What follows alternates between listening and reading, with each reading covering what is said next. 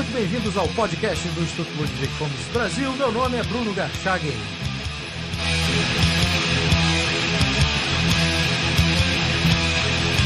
Hoje eu converso com Anthony Miller, PhD em Economia, professor e scholar do Mises Institute.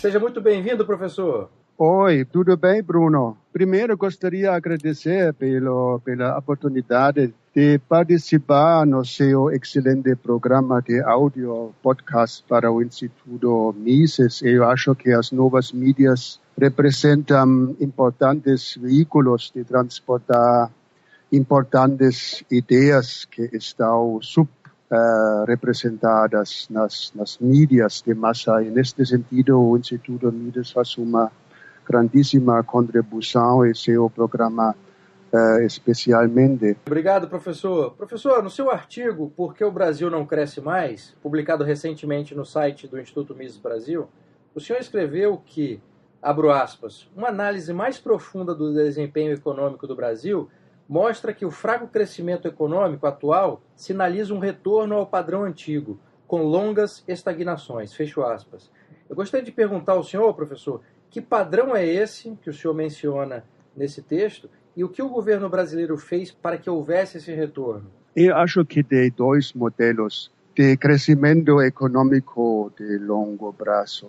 Um modelo que é típico para, vamos dizer, os Estados Unidos, alguns países na Europa, tem uma trajetória positivamente inclinada, mas interrompida por crises. Mas quando depois da crise, estes países voltam, e às vezes bem rápido, nesta trajetória original. Não? Em outras palavras, depois graves e gravíssimas crises, por exemplo, a guerra civil nos Estados Unidos, ou as guerras na Europa, ou a Grande Depressão, não se volta só numa linha plana, mas uma trajetória de crescimento econômico. E depois destas crises, as recuperações são muito fortes, impressionantes. E tem este outro modelo, e infelizmente eu acho é mais adequado que até recente, talvez no futuro vamos mudar, tem esta trajetória quase plana, onde acontecem grandes ondas para cima, é quase ao contrário. Nós estamos plana na trajetória, mas tem ondas de crescimento, bolhas em um sentido, e depois se volta para a velha estagnação, né? Às vezes se chama este modelo o voo da galinha, isso queria dizer neste sentido. E professor, mas o que o governo brasileiro fez exatamente para que se construísse esse modelo atual? Bom, frequentemente, né, e a minha diagnose também para a situação atual, que este efeito positivo sobre o crescimento chega do exterior. Né? Como na história brasileira, a história econômica brasileira, estas grandes ondas que experimentamos eram tipicamente ondas como este de café, de caoutchouc, etc., de fora, né? E criam uma prosperidade por algum tempo, mas o país mesmo não desenvolve suficientemente durante estes períodos a base de crescimento a longo prazo. Né? E às vezes temos esta demanda do exterior, como recentemente para commodities, especificamente o caso de China, outros países, e no país mesmo se transforma esta prosperidade, este dinheiro que já esses recursos que entram no país, para espetáculo de consumo em vez de investir. Né? Durante estas últimas décadas, né, tinha uma certa onda de consumo, né, que diz crescimento econômico, né, uma subida na classe média, uma saída de muitas pessoas da pobreza, mas em sentido da base do futuro crescimento, infraestrutura, acumulação de capital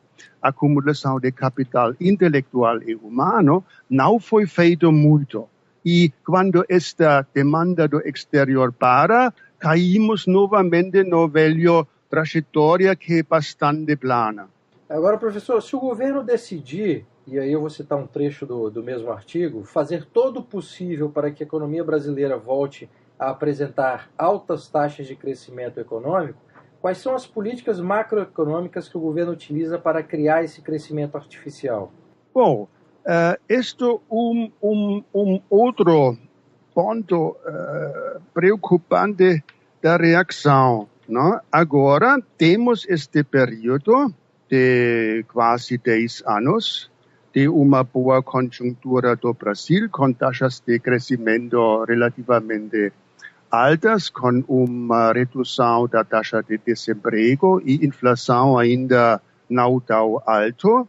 E agora chega a fraqueza de crescimento econômico e o governo, tipicamente, em vez de reconhecer que estava acontecendo, quer manter estas altas taxas de crescimento, mas estas altas taxas foram produzidas do exterior, foram feitas do fora. E agora faltam os recursos dentro, assim se produz. Depois, esta primeira fase de crescimento, que tem seus fundamentos, mas no exterior, e agora chega esta parte ainda pior, porque é puramente artificial, e se usa, por exemplo, algumas técnicas de intervencionismo para não deixar aumentar demais a taxa de inflação, isso cosmética ótica, se estimula ainda mais o consumo e estou seguro, em pouco tempo, o governo também vai acelerar os gastos. Já temos indicações que temos déficit primário e assim por adiante o Banco Central já está quase forçado de não aumentar a taxa de juros. Todos estes pontinhos de criar uma expansão monetária sem criar os fundamentos de continuar com um crescimento sólido. E quais são as consequências futuras dessas medidas que estão sendo tomadas agora, professor? Bom, como já podemos observar tendencialmente, né, o crescimento se torna mais fraco, as taxas baixam. No mesmo tempo, quando a taxa de inflação de preços está aumentando. Isso se chama estagflação. Não? E quando tem estagflação, as medidas tradicionais de macroeconomia a curto prazo, tipo gastos, tipo política monetária e fiscal, né? Não funciona mais. Este jeito de política macroeconômica a curto prazo entra na parálise. O que ainda não observamos, mas este vai ser a consequência, com certeza, se esta tendência continua, é a taxa de desemprego. E claramente, quando a taxa de desemprego aumenta, temos a crise econômica. Isto que temo que vai acontecer no caso do Brasil atualmente. E dá para ter uma ideia de quando isso pode acontecer, professor? Daqui a quantos anos? Já tem indicações. Né? A taxa de inflação é perto, talvez já acima da máximo da meta. A taxa de crescimento é muito baixa, especificamente para um país como o Brasil, que precisa crescer como país emergente. Né? Aqui já temos as indicações de estagflação. Não? E como podemos imaginar que este vai voltar para um crescimento mais sólido? Não? É quase impossível a imaginar, né? Mas em relação com o timing, né? Sempre tem fatores adicionais, podem ser de fora novamente, por exemplo, novo impulso forte de crescimento econômico de fora, especificamente no caso de China, que é cada vez mais importante. Outros países emergentes, onde tem grande demanda para produtos brasileiros, isto pode acontecer, não? Assim,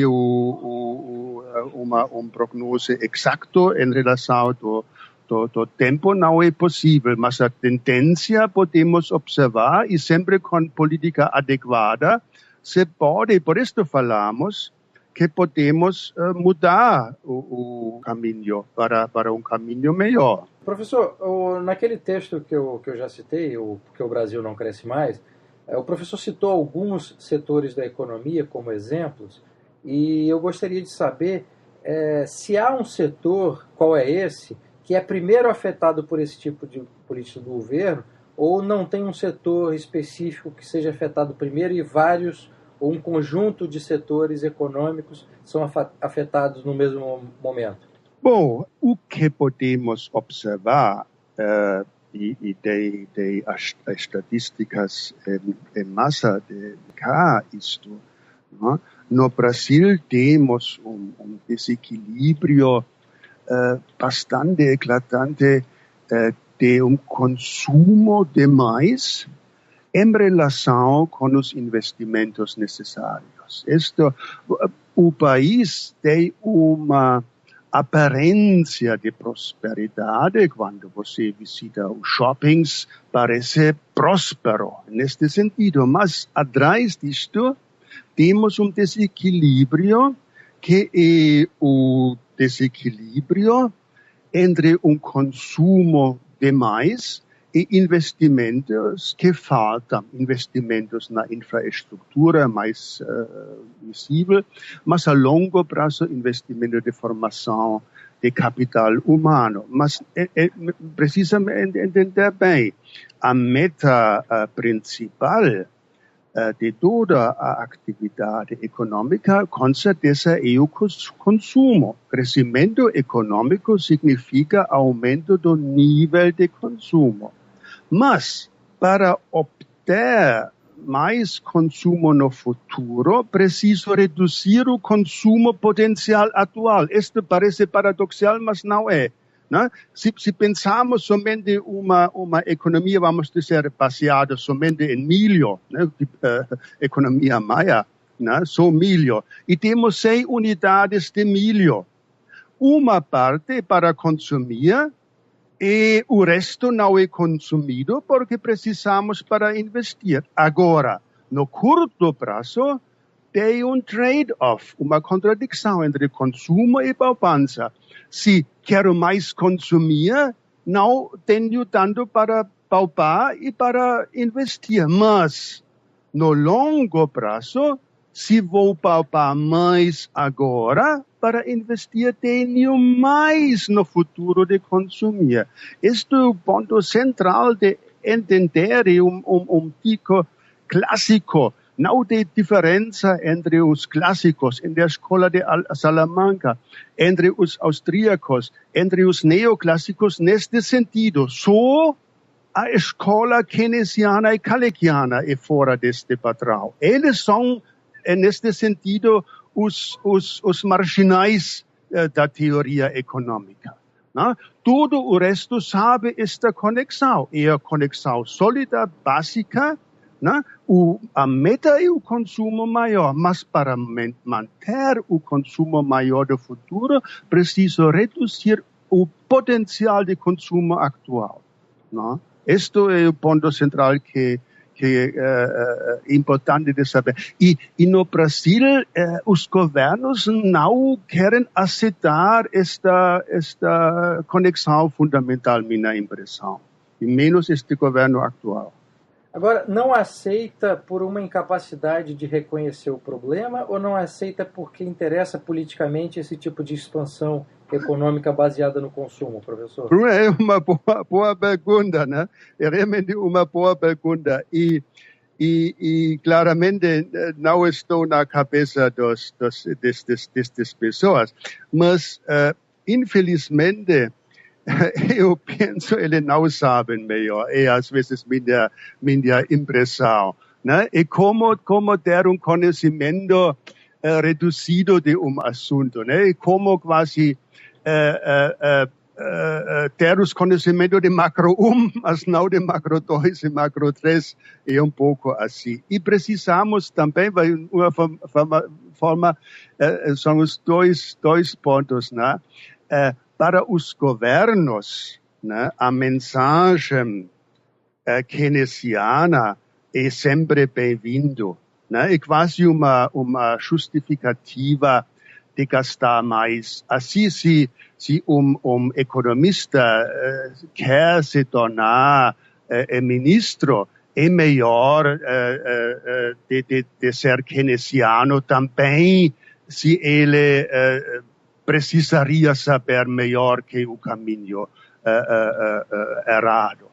Né? Mas se vender a alma, né, para a fama, neste sentido que acontece.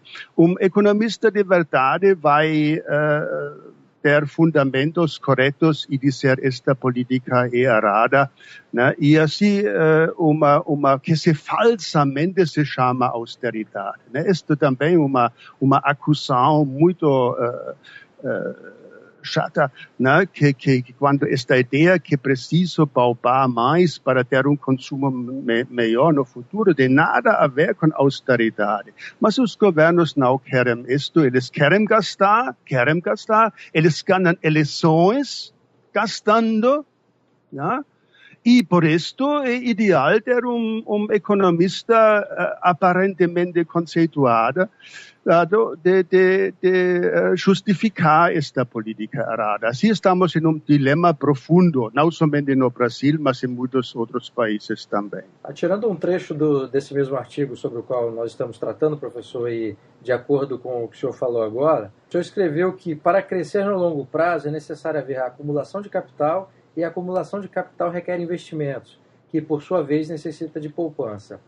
A minha pergunta é, professor, considerando a nossa baixa taxa de poupança e de investimento e o comportamento atual do governo brasileiro, o senhor acha possível alguma mudança de rumo que seja possível corrigir o que está sendo feito agora, ou o quadro, diante das informações atuais, não é nada bom no que se refere à política do governo brasileiro? Bom, é difícil, né? Porque é não somente assunto intelectual, mas também de interesse, e já assunto que se torna uma certa ideologia. É tão comum este pensamento, esta atitude, esta ideologia de curto prazo, que temos muito a fazer, né? Trabalho muito duro e muito longo para abrir o caminho, né? Minha análise, no mínimo, para o Brasil é o seguinte, né?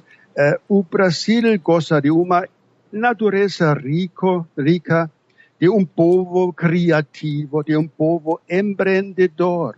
Não tem conflitos regionais, territoriais, religiosos ou raciais. Mesmo a posição da mulher é fenomenal no Brasil, né? E a estrutura da população, em sentido de velhos, jovens, é ideal. Esses são fatores imensos que poucos países do mundo têm, né? Europa envelhecendo, China envelhecendo. Japão, por exemplo, né? Em muitos países com conflitos regionais, religiosos, etc. Posição da mulher em países diferentes, etc., etc. Não se pode continuar. Assim, tem poucos países no mundo que têm estas vantagens. Aqui, agora, o grande inimigo é que bloqueia o Brasil para ter a prosperidade que podia. E eu acho que a ideologia vigente, a ideologia de idolatria do Estado, do intervencionismo, do poder público, ideologia do coletivo, de uma democracia sem sentido, como é a origem da democracia, mas populismo, democracia populística. Né? Eu vejo uma contradição fundamental entre o que o povo brasileiro e sua situação é de verdade e a ideologia que tem. É impressionante de ver quase os pensamentos, a ideologia brasileira, né? O livro de Marx, a ideologia alemã, se pode dizer a ideologia brasileira, né? É totalmente diferente da sua realidade. É absolutamente impressionante para minha vista como estrangeiros que se observa estas coisas às vezes pouco diferentes, né? No Brasil, e esta grande chance, né? Apenas se precisa destruir esta ideologia falsa e do estatismo, né? E o caminho de prosperidade se abre, né? Eu tenho muita esperança neste sentido, especificamente a juventude atual do Brasil, que talvez se pode liberar desta ideologia velha que atrapalha o progresso econômico do país. Entendeu? Entendi. Professor, o senhor citou agora essas condições que são favoráveis ao Brasil para se alcançar uma prosperidade. Agora, quais são os fundamentos austríacos que são necessários para um progresso econômico sólido de longo prazo e que poderiam fazer diferença se fossem considerados aqui no país? Bom, tem alguns aspectos epistemológicos, a praxeologia, a teoria da ação, que são uma contribuição específica da escola austríaca, mas quando referente ao nosso tema, o crescimento econômico, desenvolvimento a longo prazo, a escola austríaca não é uma escola heterodoxa, não? Mas representa o corrente sólido do pensamento econômico.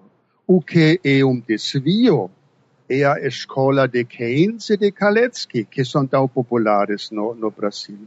A escola de demanda é o pensamento econômico de curto prazo. Né? Para a escola austríaca, não há diferença entre a escola austríaca, a escola clássica, a escola neoclássica, né? Referente à lógica fundamental que conecta poupança e crescimento econômico. É teoria econômica sólida por séculos. Não? O que desvio deste, que é heterodoxo neste sentido, mas em uma forma heterodoxa ruim, é a escola keynesiana de curto prazo e de demanda.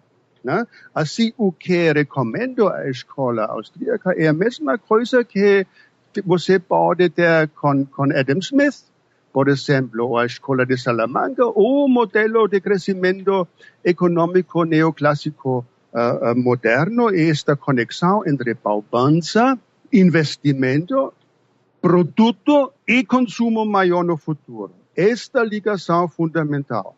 E a escola keynesiana quebra este modelo sólido padrão e diz, não, podemos já consumir hoje. É quase nosso modelo dos maias, do milho, dizem, não, podemos comer todo nosso milho já. E que passa com o milho quando tudo é consumido do ano que vem? Não tem, não vai ter, porque não foi feito poupança. A trade-off entre consumo e poupança é só no curto prazo. No longo prazo é uma harmonia. Este é um pensamento tão claro, tão forte, tão sólido, que não se entende por que não é aceito para os keynesianos e para a política. Na política, claramente, consumo agora, faz as pessoas felizes. Como disseram um economista para os maiores, sim, pode comer todo o milho, vai comer, porque está demanda, temos uma grande economia, prosperidade agora. E se come todo o milho. E agora, quando se quer investir para plantar, para ter o milho do ano que vem, falta. Mas este é um outro governo que vai ter. E se esquece, mas o povo conecta, né, em sua estupidez neste sentido, a prosperidade atual Com o governo atual, é ruim, é catastrófico esta conexão, porque o preço se paga depois, après nous le déluge, como se diz em francês. Professor Miller, muitíssimo obrigado pela entrevista. Ok, obrigado. Foi um prazer. Obrigado.